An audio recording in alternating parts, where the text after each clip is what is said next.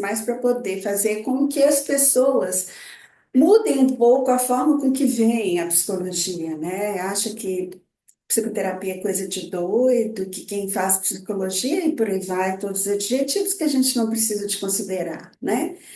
Então é esse o objetivo do meu canal aqui no YouTube.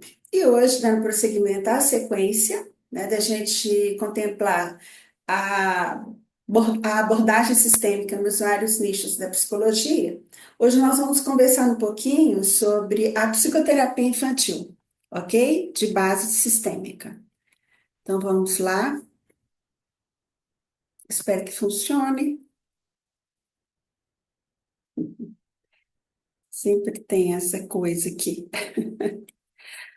Bom, a psicoterapia infantil, ela de base sistêmica, vou deixar aqui. É uma abordagem terapêutica que se fundamenta nos princípios da teoria sistêmica, né? Que considera o indivíduo como parte de um sistema interrelacionado, principalmente a família, como eu já disse aqui em vários vídeos anteriores, é a célula máter, né, de toda a sociedade humana, né? É ali que a gente nasce, é ali que a gente desenvolve as nossas primeiras relações, as nossas expectativas, o choque com o real. Então, realmente a família, para nós, da abordagem sistêmica, ela é de suma importância, né? Essa abordagem, ela busca compreender os problemas da criança não apenas como questões individuais da criança, como também eu já deixei isso claro em outros vídeos, né, cronologicamente gravados aqui para trás no meu canal do YouTube, mas também como manifestações de dinâmicas familiares e contextuais. É impossível trabalhar com uma criança sem estar em diálogo aberto com os responsáveis, os adultos por aquela criança. Se essa criança estiver inserida no seio familiar, né, com os familiares, se ela estiver institucionalizada, com as pessoas ao redor, né, no entorno dessa criança, da rotina dessa criança. Porque nós somos seres de conexões, somos seres de interações sociais, inseridos no sistema linguístico, então não tem como a gente trabalhar com uma criança sem estar junto com as pessoas que fazem parte da comunidade dessa criança, né? É, as características da psicoterapia infantil sistêmica, elas vão se basear principalmente numa visão, como eu já disse, de conexões, numa visão relacional.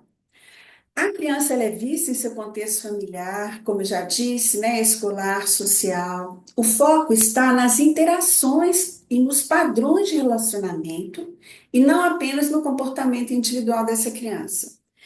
Nós já ouvimos falar muito assim, fulaninho quando está perto da mãe é outra, né? Fulaninho quando está na escola é outra. Fulaninho quando está perto dos amigos, você tem que ver como ele muda.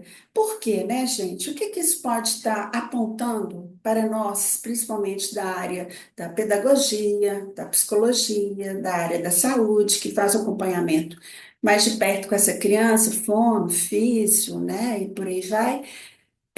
O que que aponta essas mudanças, né? Esses padrões de comportamento? Perto da mãe ela reage de um jeito, perto dos colegas de outro, porque é claro, porque de acordo com as formas dialógicas, é, culturais, simbólicas que aquela criança está vivendo naquele grupo, é que ela vai se constituir como sujeito. Em alguns grupos mais falante, em alguns grupos mais como ouvinte. Por quê? Porque, digo de novo, somos seres de interações. A outra característica é o foco na família. A terapia geralmente envolve os pais ou os cuidadores, né, buscando um franco diálogo com essas pessoas. Para compreender como que essa dinâmica familiar pode estar influenciando o comportamento e o bem-estar dessa criança. Eu mesmo já atendi várias crianças que trazem seu discurso, inclusive seu corpo, nas suas somatizações, toda uma ansiedade que é silenciada em casa, não é? Medo dos pais se separarem, medo de um pai mais tirano, de uma mãe mais silenciada, ou o contrário, a mãe mais tirânica, o pai mais ausente, mais silenciado. Gente, é o primeiro momento relacional que essa criança vai ter. É ali que ela vai aprender. Ali que ela vai ver como ela pode se colocar ou não enquanto um ser de emoções, de sentidos, de sensações, de percepções, de observações, enfim, a sua subjetividade em contato com as outras subjetividades que estão com ela, né? Porque a família, ela é um caldeirão de intersubjetividades, né? É ali que a criança vai aprender até onde eu posso ir.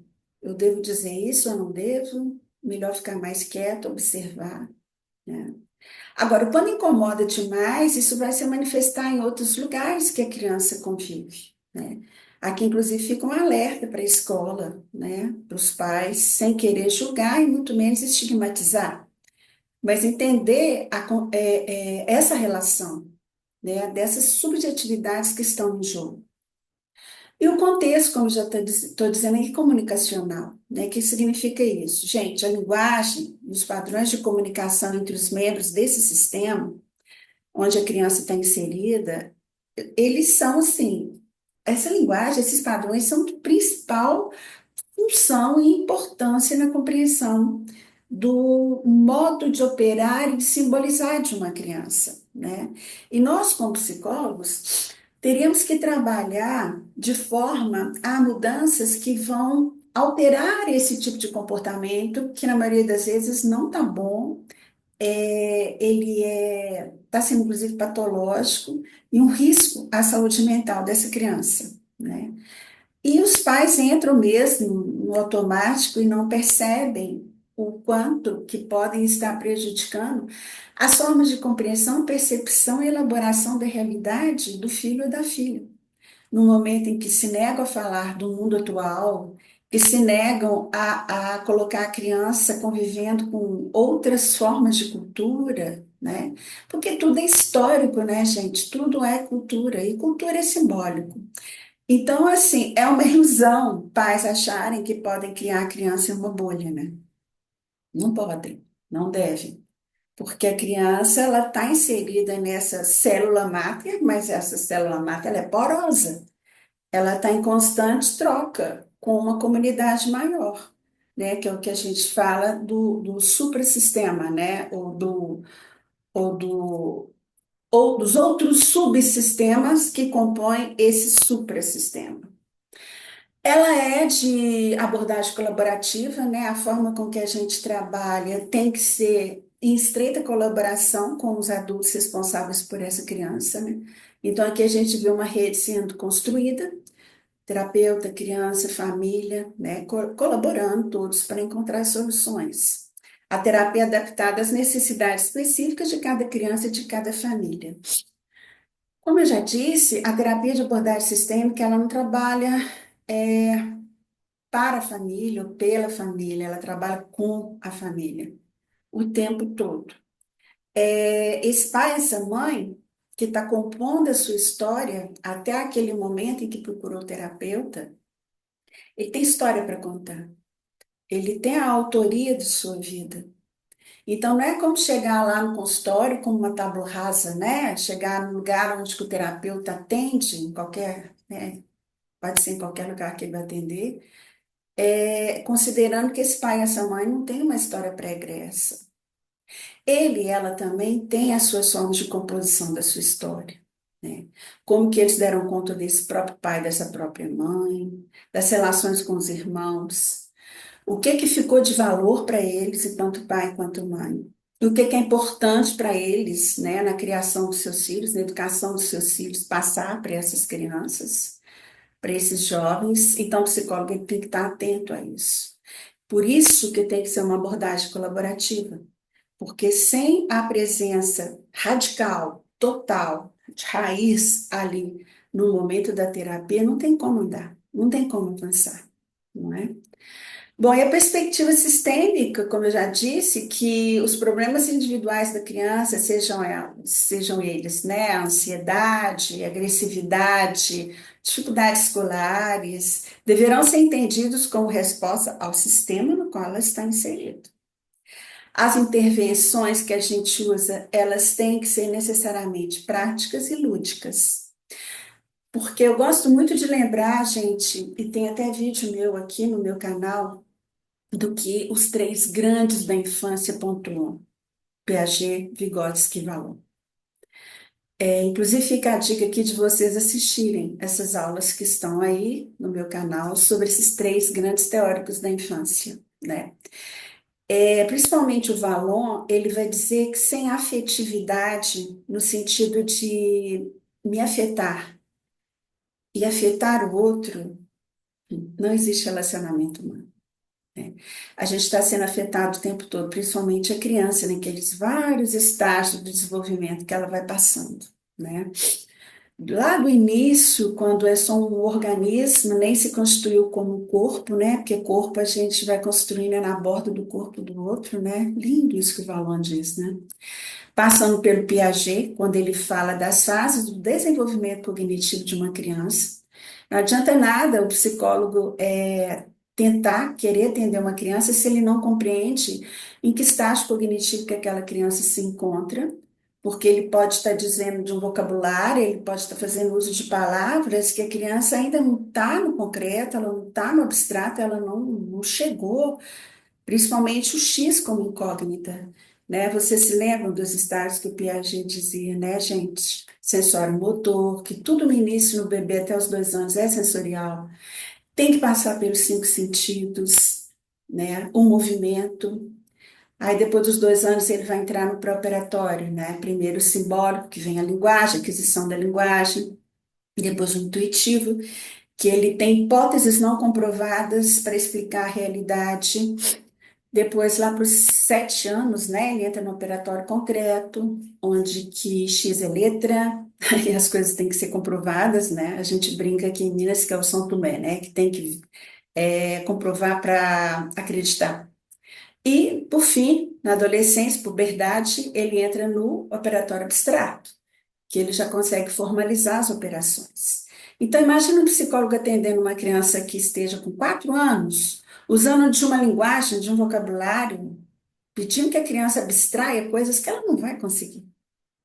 Então, é importante, sim, claro que é. Temos que conhecer todas as teorias do desenvolvimento infantil, principalmente motor, né? A psicomotricidade é uma área de extensa contribuição para nós psicólogos.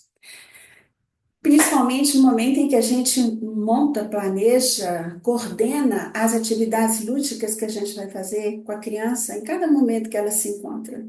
Porque criança é corpo, criança é emoção, criança é movimento, criança é percepção, criança é relação, criança é conexão. Todos nós somos. Então, para você, inclusive, planejar uma atividade lúdica com essa criança, você tem que saber em que momento do desenvolvimento infantil que ela se encontra, né? Bom, as intervenções práticas e lúdicas, técnicas como jogos, desenhos, histórias, dramatizações, são frequentemente utilizadas para facilitar a expressão emocional da criança, né? Como eu já disse, temos aí várias contribuições de vários teóricos que são fera no desenvolvimento infantil. Bom, quais são os objetivos da psicoterapia infantil sistêmica, né, gente? Primeiro, promover a compreensão das dinâmicas familiares, que, como eu já disse, a criança, ela, na verdade, ela está inserida no contexto relacional, dialógico, cultural, histórico.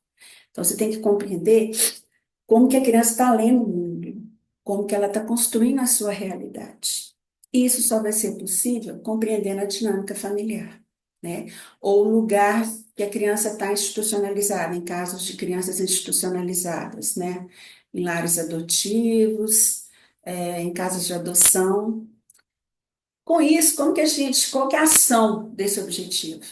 Identificar os padrões de interações disfuncionais que podem estar contribuindo para os problemas que a criança está enfrentando e está trazendo para você, né? Ou seja, como será que anda essa interação dessa criança com quem ela convive, que está fazendo com que ela haja de forma tão inesperada, tão sofrida, tão ansiógena, né? E algumas vezes até tão deprimida, né? Porque depressão infantil é um fato, né? Fortalecer os vínculos familiares seria o segundo objetivo. E a ação, trabalhar na melhoria da comunicação, do diálogo, do desenvolvimento de uma empatia entre os membros familiares, com suporte emocional entre os membros dessa família. Quando você constrói um ambiente familiar empático, diretamente você está trabalhando com o suporte emocional dessa família. Não tem como levar a cabo, levar a termo uma convivência familiar sem empatia, desculpa. Em todos os grupos, né? Inclusive humanos. A empatia é que nos colou como humanidade e nos fez chegar até aqui, né? Da mesma forma que a falta dela nos levou a guerras, né? Ao imperialismo, ao colonialismo e por aí vai. Então você tem que trabalhar a empatia para poder compreender um pouco e mostrar para essa família como que poderia ser muito maior o suporte emocional entre eles com o exercício da empatia. Ter empatia não é fácil. A gente acha que o ser humano já nasceu e tem empatia, não. A criança, no início, ela tem que ser empática até mesmo para poder compreender, a, pela identificação, né? O que que o outro quer dizer para ela. Ela está lendo o mundo. Mas depois, né, pelas intercorrências da vida, pelas histórias, né, que vão se compondo, corremos o risco de perdermos essa empatia ao longo do tempo, né? Então, é uma coisa que há de se resgatar. Facilitar a adaptação saudável seria o terceiro objetivo, e a ação seria ajudar a criança a desenvolver habilidades emocionais e comportamentais que a permitam lidar com os desafios de forma saudável. O pessoal da sistêmica, não é, eles falam, não é nem brincar, não é esse verbo, não, é uma coisa muito séria, inclusive. A gente usa muitas duas palavras, né? Aniquilar e cooperar. Maturana já diz isso, Prigogine, vários teóricos, né, que foram de base para a nossa abordagem sistêmica, eles vão pontuar isso, que em vez de aniquilar, de competir, a gente teria que trabalhar no sentido da colaboração. Ah, isso é utópico, Patrícia, isso é uma quimera. Não é, não pode ser. Porque se não utilizarmos, se não desenvolvermos a cooperação entre nós, enquanto espécie, eu não sei onde é que nós vamos parar, não, né? E isso é um processo de construção, de aprendizado desde a tenra idade. Então, seria coerente o psicólogo atender crianças já ter trabalhado isso mesmo. Empatia, colaboração, dialogismo, cooperação, né? Se não trabalhou, ainda está em tempo, porque você, no momento que está atendendo alguém, você está ali, presente, radicalmente, né? Você está lendo e sendo lido, você está ouvindo e sendo ouvido, você está percebendo e sendo percebido. Então, muita atenção, né? A gente fala muito ao self do terapeuta, né? Como que você tem se construído, constituído como terapeuta, né? Bom, o quarto objetivo seria a redução dos sintomas, né? Diminuir os problemas emocionais ou comportamentais apresentados pela criança, como ansiedade, fobias ou agressividade, sempre correndo o risco da gente estar, na nossa prática, se a gente ligar o piloto automático, não percebendo que um sintoma está sendo substituído por outro, né? Porque o sintoma ele se apresenta em várias roupagens. Então, era uma queixa de improdução escolar, a criança era improdutiva, não estava tendo sucesso escolar, aí de repente melhora, mas é substituído por uma, sei lá, uma dor de barriga, uma negação, né, em ir à escola. Eu já atendi uma criança que fala assim, não, não vou na escola não, agora eu já melhorei, para que que eu tenho que ir lá? Eu estudo sozinho. E uma posição oposicionista mesmo de ir para a escola, né? Claro que conversando e pesquisando, a gente viu que tinha mais coisas aí, né? Além de simplesmente a negação de ir à escola. Quais eram as comunicações, no plural, que estavam acontecendo lá no ambiente escolar e em casa, que fizeram com que a criança começasse a não querer frequentar mais a escola, né? Então, a gente tudo tem, nós temos que pesquisar, né, gente? Se fosse fácil, a gente não ficaria 5 anos numa faculdade, né, fazendo psicologia, depois mais 3 anos de formação, especialização, e por aí vai, mestrado, doutorado, né? O quinto objetivo é empoderar a família como um todo. A ação, ajudar os pais ou os cuidadores a desenvolver estratégias para apoiar o desenvolvimento da criança e lidar com os desafios cotidianos. Novamente, olha aí a família presente. Como eu já disse, não tem como trabalhar a criança se você não tem a colaboração direta dos adultos responsáveis por ela e pelos irmãos, e, enfim, pela comunidade que a criança está inserida, né? O sexto objetivo seria promover o equilíbrio no sistema, a ação, estimular mudanças nos padrões familiares, que promovam um ambiente mais estável e acolhedor para a criança. Essa estabilidade, ela é entre aspas, porque todo mundo muda o tempo todo, né? Inclusive, eu sempre falo que permanece quem muda, né? Então, inclusive, uma das coisas ótimas para se trabalhar com a família são os ciclos, né, da vida familiar. Os pais são pais diferentes da criança, quando são pais do adolescente, quando é um casal recém-casado, quando é um casal que já está na meia-idade, quando é um casal que já está lá na terceira idade, na maturidade, enfrentando já a possibilidade de morte do cônjuge, cuidando dos seus pais já idosos, né? Então, esse equilíbrio do sistema, ele é dinâmico. O tempo todo ele tem que ser trabalhado, né? Dependendo, inclusive, da história de vida desse casal, quando engravidou, quando teve aquela criança, quais histórias, né, eles têm para contar. Isso é de fundamental importância. Como que foi o nascimento dessa criança, como que foi os aprendizados. Ninguém nasce com manual de como ser mãe e ser pai, né? A gente aprende sendo pai e mãe, ou seja, é um processo junto com o filho. Então, como que isso tem acontecido? Como que é ser pai e mãe de uma criança que está em desenvolvimento? Tem pai e mãe que se assustam, eles falam, gente, eu vi meu filho pequenininho, agora ele, de repente, parece que da noite para o dia ele dá aquele estirão, né? Cresce rápido. Aí o pai fica sem jeito, assim, como chegar naquele menino que agora já é um rapaz que está aqui do meu lado. A mãe quer colocar no colo o menino. Que isso, mano? Olha o meu tamanho, olha isso, né? Não me faz pagar mico, não. Ou seja, os pais se assustam com esse desenvolvimento também do filho, né? E o filho completamente deslocalizado, né, gente, sem saber. E agora ele fica até um pouco desengonçado, né? Quando ele vai andar, ele tropeça, o pé cresce mais rápido, a mão cresce mais rápido do que o corpo como um todo, né? Ou seja, são muitas mudanças, né? E nós temos que trabalhar esse equilíbrio, né, no sistema familiar. Aqui, a sistêmica em específico, a gente usa algumas técnicas, né? Muito interessantes. E tem pessoas muito boas para nos ensinar essas técnicas, né? Se vocês entrarem lá na Abratef, que é a Associação Brasileira de Terapia de Família, né? Vocês vão ver vários nomes lá, muito interessantes, que se especializaram em genograma, em jogos terapêuticos, em terapia de história, né, em reestruturação familiar, em sessões conjuntas separadas. Tem profissionais super competentes trabalhando com famílias em pré, durante, pós-divórcio, né? Depois eu posso deixar, inclusive, aqui abaixo nos comentários o site, né, da Abratef, porque a Abratef, gente, na verdade, ela é uma associação brasileira que é composta por associações regionais. Igual aqui em Minas, eu sou da ATF Minas, né? Associação de Terapia de Família de Minas Gerais. Tem a Associação de Terapia de Família de São Paulo, do Rio, do Paraná, dos estados como um todo, né? E tem profissionais muito, muito bacanas trabalhando com a linha sistêmica, tá?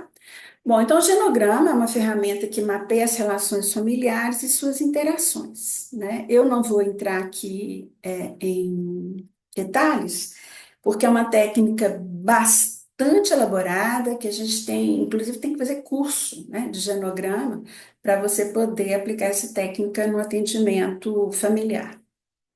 Ela mexe bem profundamente com as relações, né, factuais, pontuais, históricas, culturais. Trabalha muito assim, como que o pai aprendeu a ser pai com esse pai, né, através de relatos de história, de narrativas. não tem nada místico, é ciência, né? É fato. E seria muito interessante vocês um dia procurarem saber um pouquinho mais sobre o genograma. Tem jogos terapêuticos para facilitar a comunicação e a expressão emocional. Existem muito, né, principalmente na livraria do psicólogo aqui em Minas, em Belo Horizonte, a gente faz muito uso dos baralhos terapêuticos, né? Que são cartas parecendo com, como que chama aquele joguinho da memória, né, do macaco? Bom, não me lembrei. É um jogo que a gente joga, que a pessoa escolhe as cartas, elas ficam assim do avesso, e ali sempre vem uma questão reflexiva para a criança responder, para os pais responderem no setting terapêutico, no contexto terapêutico, priorizando as relações familiares, né? Além de outros, né? Lego, trilhas, quebra-cabeça, pintura, massinha de modelar, arte. Gente, eu já trabalhei tanto tempo com crianças com psicoterapia infantil, que assim, é um rol de coisas que eu poderia citar aqui, esse vídeo aqui ia durar mais de uma hora, não é possível, né? Mas vocês podem procurar isso, né, em artigos científicos, os jogos terapêuticos e as técnicas usadas com crianças no setting terapêutico de abordagem sistêmica. A terapia de histórias, né, contar e construir histórias para explorar sentimentos e comportamentos. Aqui a gente usa muito, muito valorada a terapia narrativa, né? Ela é um braço das terapias atuais sistêmicas, né, de segunda ordem, que trabalha com a narrativa, belíssimo, belíssimo trabalho, né? A gente tem a mudança de papéis, né? Ou algum padrão que está disfuncional no sistema familiar. Não gosto muito dessa palavra disfuncional, não, sabe? Eu coloquei aqui mais para poder assim, atingir um maior número de pessoas, né? Porque o que pode ser disfuncional hoje, amanhã já não é, porque a gente trabalha no set terapêutico já fica de alguma forma funcional. E tudo muda novamente, né? O que poderia ser considerado disfuncional no adolescente, que é o questionamento, a interrogação, já no adulto, a gente aprende que também a gente não pode perder a capacidade de se indignar e calar, né? A gente tem que continuar esse questionamento. Talvez não de uma forma tão impulsiva e ostensiva como o adolescente, mas perdê-lo jamais, né? E sessões conjuntas e separadas. Combinações dos atendimentos individuais com a criança, sessões com a família. Já tem terapeutas que trabalham só junto, né? Tem terapeutas que trabalham, faz as primeiras sessões com os pais, depois com todo mundo junto, depois só com a criança, depois volta todo mundo junto, ou seja, isso é dinâmico, né? Não é engessado. E aí cada terapeuta é que vai ver a melhor forma, né, de trabalhar. Bom, gente, e fechando, né? A psicoterapia infantil sistêmica, portanto, busca não apenas tratar os sintomas da criança, mas também transformar o ambiente no qual ela está inserida, promovendo uma mudança mais ampla e sustentável no sistema familiar e apostando, inclusive, na mudança, né? Como eu já disse, só permanece quem muda, né? Bom, gente, então fica aqui, né, esse recado, que é, na verdade, uma prévia, né? E eu gostaria de deixar uma sugestão aqui para vocês, colegas psicólogos, ex-alunos meus, alunos do curso de psicologia, de onde vocês estiverem, façam grupos de estudo. Participem mesmo de redes de conexões, de interações com outros profissionais da sua área, porque é só assim que a gente cresce, tá bom? Eu mesma aqui em Minas, né, a gente criou um grupo bem forte de comunidade colaborativa de aprendizagem e está muito bacana. Todo mês a gente se encontra, a gente discute um caso, faz intervisão. Faça isso aí com você também, com seus colegas no seu estado. Você vai ver como que a gente cresce muito mais quando está em conexões. Tá bom, gente? Então, muito obrigada. Ficamos por aqui. Qualquer dúvida, vocês entrem em contato comigo.